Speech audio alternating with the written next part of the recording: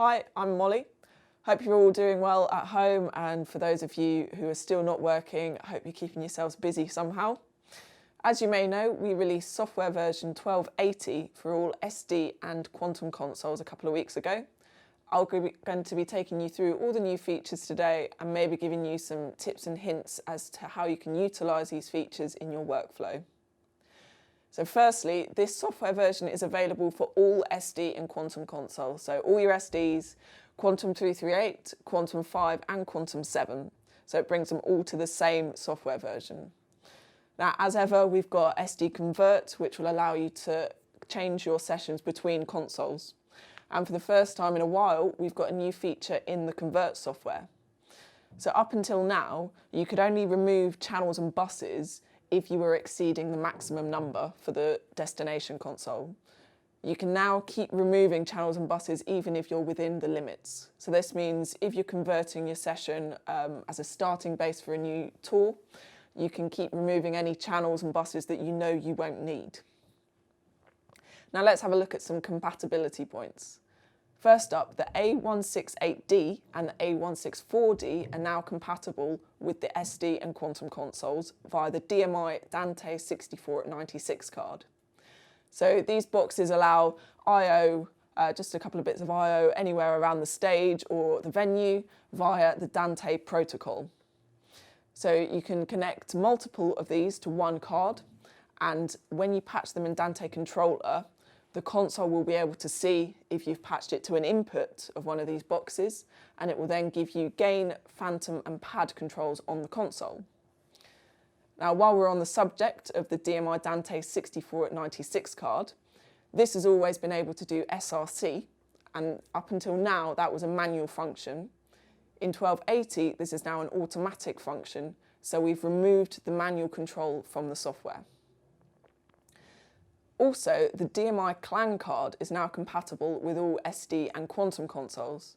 Up until now, it was only compatible with the Quantum 338, but you can now put it directly in an SD12, the Quantum 338, Quantum 7 and Quantum 5. Those of you who are unfamiliar with clang, it's immersive in-ear mixing. Primarily, we created it for musicians for their in-ear mixes, but with all live streaming and live streamed concerts going on, we've seen some people using it for immersive streams for the audience. So the DMI clang card does all the processing you need and provides 16 immersive mixes, each with 64 inputs. When you plug this into your console, in the Audio I/O page, we've now got a new button called Clang Control. Pressing this button will give you control over the card's name and the IP address of the card. Now let's have a look at some more features. First up, CG spill. Now, a lot of people have been requesting this one, and we've finally done it. So you can now spill your CGs directly from the console. So up until now, you'd have to create a spill set and then spill that from a macro. Now, on the CG page, we've added a spill button to spill the CG.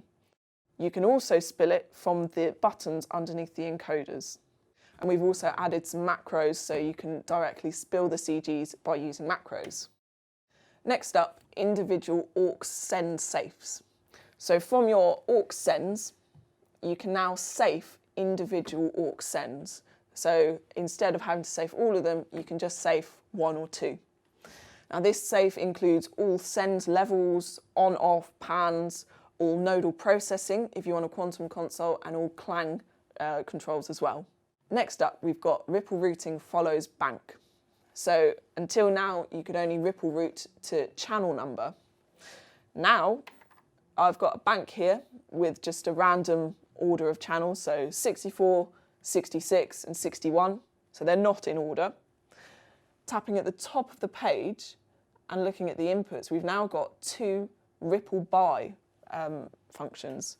So by channel number or by this fader bank. So if I ripple by this fader bank, you can see it's rippled 1, 2 and 3 across these channels. Now this will only do one fader bank at a time. So you can just ripple 12 channels according to your custom layout. Next, bus outputs. So if I find some bus channels for us, Now, people like to send pink noise out of their buses to check outputs are working. And normally you'd route this through a channel, have a pink noise channel. Now, if you're on a smaller console where maybe you're limited by channel count, you can now send pink noise directly to your bus output with the ident. So press and hold on noise, and that will send pink noise to your output. So you can do that with noise or the tone that's always been there. Now let's go through the menus on the master screen and look at all of the new features there. So first up, in the System tab in Diagnostics, under Audio I/O, we can now see rack PSU voltages. So I've got this rack here connected via optical, and I can see in the Audio I/O page my rack PSU. Next up, in the Files session structure, we've got a new button here, which is Channel Order. So where we've got the group order and the aux order, we've now got this for channels. So you can add mono or stereo anywhere in the channel list, and you can also move them up and down. So this is handy for if you've got some channels that you don't need anymore, you can get rid of them, or if you want to insert another, say, drum mic, but you don't want it at the end of the channel number list, you can have it at the end of your drum mics. Next up in layout, in fader banks, we've got a couple of new options here. So you can now view banks in large or small on the overview or the master screen, and you can control this by bank or by all. So I can pick a bank and display small meters, large meters on the overview or the master screen. Next, in the channel list page, if I go to edit some of my channels, you'll notice this channel setup panel now has up and down buttons, so I can scroll through the channels without having to touch my mouse. Also on this panel, if you've got an input or an output that's got multiple direct output sends, clicking on the outputs will give you a list of all of the output sends. Next up on the aux to faders panel, we've got a new button here, which is clear on close. So if I get some sends on faders, so I'll pick mix 1, we've got our sends on faders. With the clear on close button selected, when I close this view, it will clear the aux to faders. Now this is also the same in the join groups page. So now I've got cancel on close. So if I set the faders to join groups, closing this panel will clear that function. So there's less chance of getting lost and not being able to close things immediately. Next up, let's go to our options. So we've got a new surface option, which is auto revert LCD menu to solo. So there's a new time for this as well. So you can set your auto revert time with the touch turn control. So I'll set it to 3 seconds. If I use my LCD function to change the function of the LCD buttons, if you'll notice after 3 seconds, as I set on the console, it's clearing back to solo. So it means it will immediately be where you want it to be. Next up in the solo tab, we've got solo displays aux nodal processing / clang. So if you're not on a Quantum, you won't have the nodal processing option, it will just be clang here. But on a Quantum, you can choose to show nodal processing or clang controls when you solo a bus. So I've got some channels here. I'll select a channel. Soloing an aux with nodal processing, you can see the nodal processing has jumped up on the screen here for the selected channel. The same also goes for clang, so if I select clang here and solo a clang mix, you can see it's immediately brought up my clang controls for that channel. Next, in disable, we've got a new function to disable the master mute. So this will disable all instances of the master mute. So if I disable this, the master faders stop working, and going into my channels is also stopped there. Now going into my Processors tab, or the Effects tab if you're not on a Quantum console, we've got a new Global Tap. So all of your delay-based effects, we've got the Join Global Tap option here. So there are various different timings, so half of the delay, twice the delay, and so on. And then in the Macros panel, we can add a macro for Global Tap. So I can tap it here on the console, and you'll see in the effects page, we've got that delay.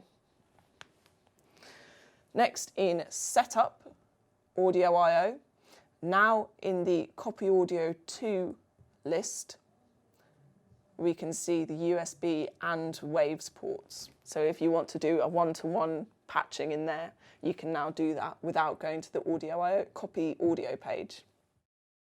Next up in Macros, now if you duplicate a macro, it will duplicate the name as well. So if you're doing on-off macros, it will quickly give you a starting point for what you want to call your off macro. So that's all of the features in the live software. If you use the T software, there are a couple of new features for you as well. So firstly, there are 2 new buttons in the Players panel. So when you're changing players, you have to fire the current cue for this change to send all your settings. So we've now added a Fire Current Cue button to this panel. We've also added a new Select All Principal Players to this channel. So if you're in the middle of some rehearsals and suddenly you need all of your principals selected, you can do that without having to create a set for it. Also in the theatre software, if you remove the Join Leave buttons for CGs, this will remove all instances of it now. So before it would only remove the LCD function, it's now removed it from the screen as well. Hopefully you found this video interesting and learned a couple of bits, and don't forget you can always download the offline software to have a play around with these new features and see how you can start using them in your workflow. Thanks for tuning in. Bye.